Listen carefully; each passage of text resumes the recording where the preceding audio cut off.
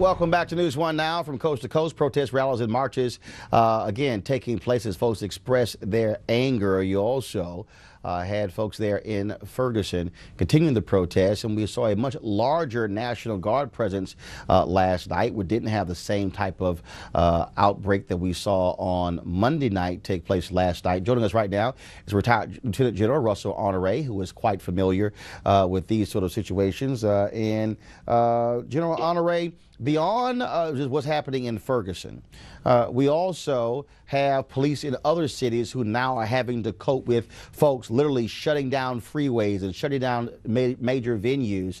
How would you advise not just law enforcement, but also the protesters when it comes to this sort of civil disobedience?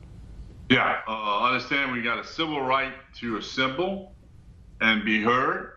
And when it comes to civil disobedience, the protesters need to understand that you do not have to become violent to demonstrate, as we saw last night with so many of them just occupying the streets.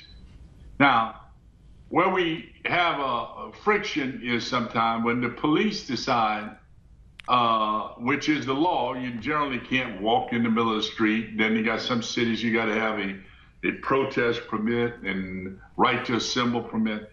All that being said, I think what it demonstrated last night is across the country that protesters are learning the skills of protesting and being civil disobedient. Civil disobedience said, I'm going to do something, government, you say I can't do to get your attention. And in that last night, there was a big walk in the street, got a lot of people attention across the country. Then at some point in time, law enforcement said, well, you got to get on the sidewalk or you can't block the intersection. That's civil disobedience. When you do civil disobedience, you need to be prepared to go to jail because you will be taken to jail.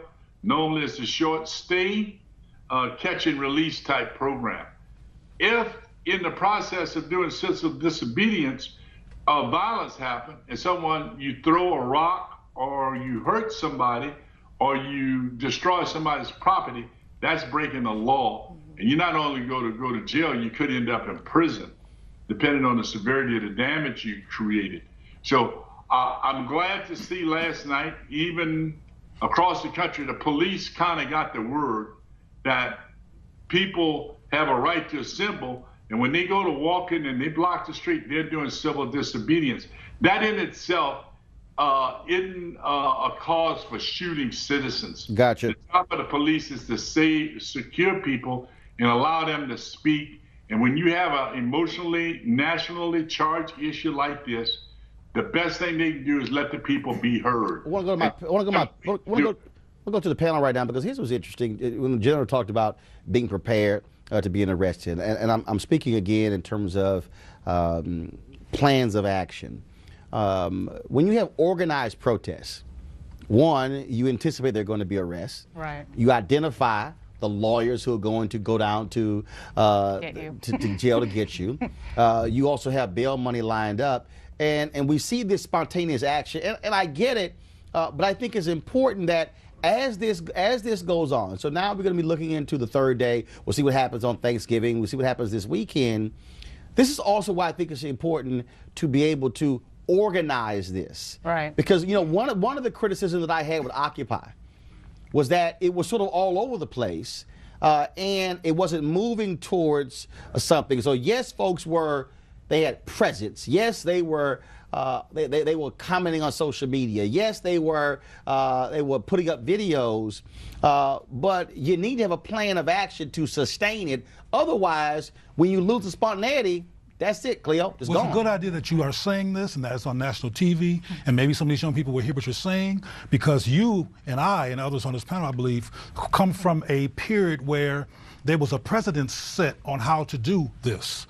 These people here we don't pass history along, unfortunately, on a large scale. And in fact, so they're winging it. And in fact, what you said, a woman tweeted me, and she said, you know, thanks for your advice, but we're just learning as we go. And I said, sister, you don't have to write a manual. It's already been written. Ask those who've already done it who can help you out. But there's also a credibility issue, which you've heard me raise a lot of times. And I agree with what you're saying in terms of logic. But the reason why some of these young people don't come to the older people, because they're like, look, the bodies have piled up. If you was right in the first place, there wouldn't be no bodies. Exactly. There wouldn't be no Amadou. There wouldn't be no Eric. There wouldn't be no Trayvon. There wouldn't be this. So we're not sure we need to listen to you. And exactly. They should. You saw yesterday, Al Sharpton did the old let's have a summit routine, which is the same thing that they always do. So these young kids see this and they say, oh, wow, another summit. Isn't that something? Like the last summit saved the life of Michael Brown. Well, of course it didn't. The other thing is, you probably noticed yesterday Phil Agnew was arrested. I hope he's out by now. Philip Agnew, the Dream Defenders. And I think that, you know, one of the problems that these people are having is that the police, particularly in Ferguson, make up the rules willy-nilly and arrest people based on nothing. I mean, I watched on the live feed, they arrested some people for standing on a porch. I mean, all of a sudden that was illegal and you're under arrest. So one of the problems here is figuring out what the cops are going to do and what they're going to make up as law as we go. Right, but Kim, go ahead. I'm going to honor Ray for last comment. I think some of the bad police departments could learn from some of the police departments that are doing this better. Because like I said, I was protesting last night here in Washington, D.C. Let me tell you something. The cops accommodated all thousands of us, okay? They were in front of the group. First of all, in D.C., they're used to protest. Exactly, but you know what? There's one every week. And the police don't bother you as a I am walking in the street. I am disobeying civilly, but the police were expecting it. They were professional. They handled the crowd accordingly. There were no problems. General, got about 30 seconds left. I still think it's critically important, and I want you to speak to, again, moving towards organized protesting, because it's one thing to have all of this support. It's one thing to sort of marshal people together, but after that dissipates, what are you left with? Well, we've got to focus on what's going to be the political off-ramp. Is politics going to solve this? We need a new response 2014 that is proliferated by the federal government, that states sign into. For instance, if a youth gets killed without a gun by a policeman, that automatically goes to the state attorney general. It's not handled at the local level.